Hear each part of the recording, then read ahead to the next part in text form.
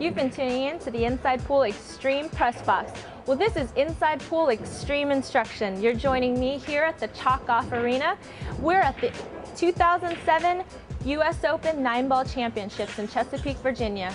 We're your hosts, Sam Diab and Mike Fieldhammer.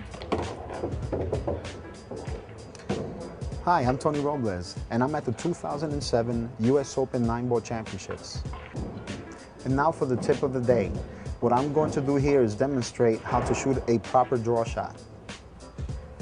The biggest mistake that most players make is they bring the cue stick back and forward, and they try to hit the cue ball low, but what they don't realize is that as they're coming forward, they drop the back elbow and the tip comes up as it's about to strike the cue ball. It's the biggest mistake I see most people make on a draw shot. So what you want to do is make sure that if you go back at a certain angle, let's say a 3-degree angle, you need to make sure that you go forward at the same exact 3-degree angle as you strike the cue ball. And once you do that, you will hit the cue ball exactly where you intended to, and therefore execute a perfect draw shot. Thanks for joining us. Make sure you check out InsidePOOLmag.com for up-to-date tournament coverage, photo galleries, and exclusive podcasts from nycgrind.com.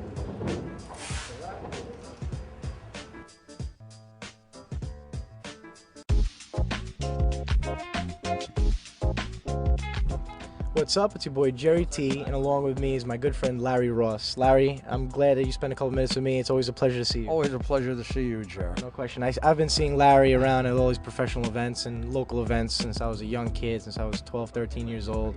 And Larry's certainly a fixture of the pool world.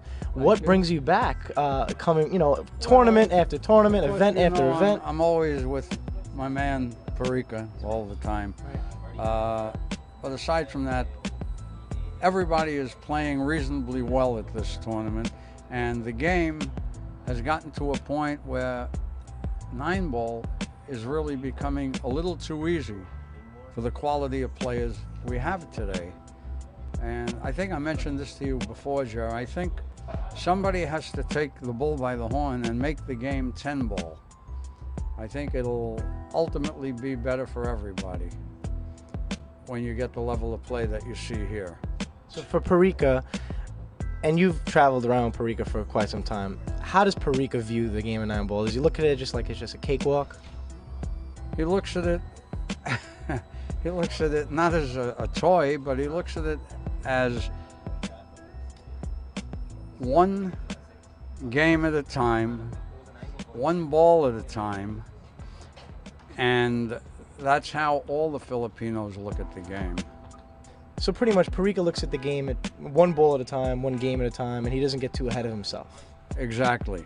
And I asked him at one point, how does he bear down and play hard for the money? And he said to me, it's one game at a time, and you play hard as you can till you get to the money. Then you have to play harder to continue in the money.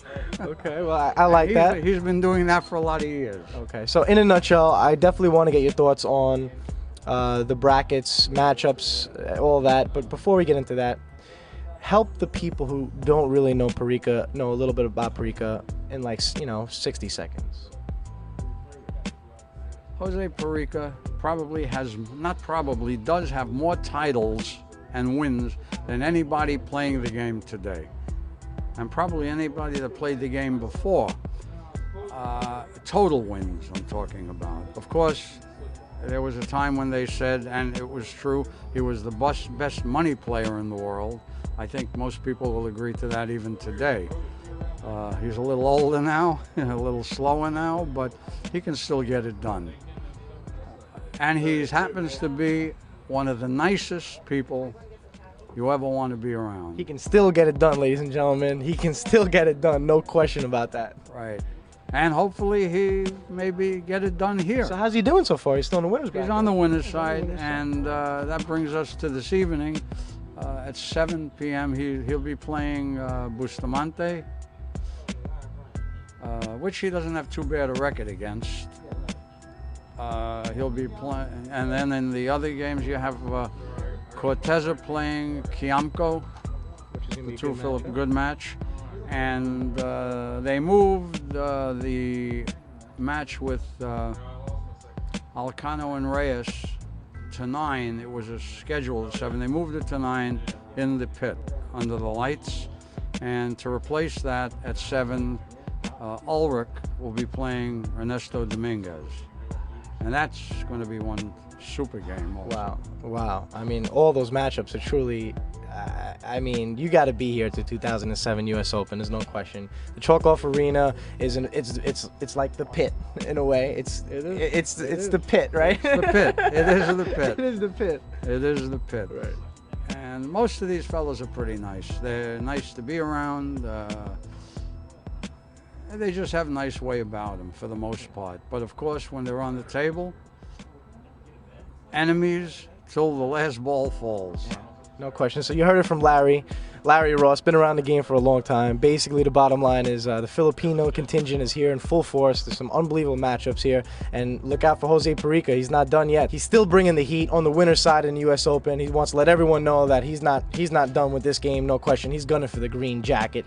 So from Larry Ross and Jerry T on the NYC grind, we're done. We'll see you later on. Here's some breaking news. Inside Pool magazine can now bring the world's greatest players right to your front door. Subscribe to Inside Pool for the annual price of just $19.99. Each issue is action-packed with high-impact photos, tournament coverage, in-depth player profiles, and much, much more.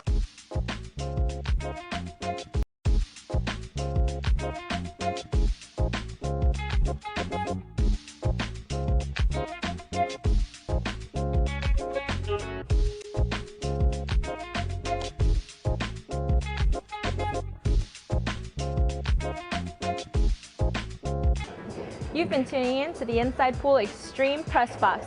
Well, this is Inside Pool Xtreme Instruction. You're joining me here at the Chalk-Off Arena. We're at the 2007 U.S. Open 9-Ball Championships in Chesapeake, Virginia. We're your hosts, Sam Diab and Mike Fieldhammer.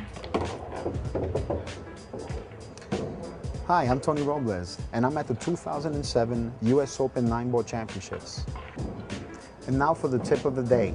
What I'm going to do here is demonstrate how to shoot a proper draw shot.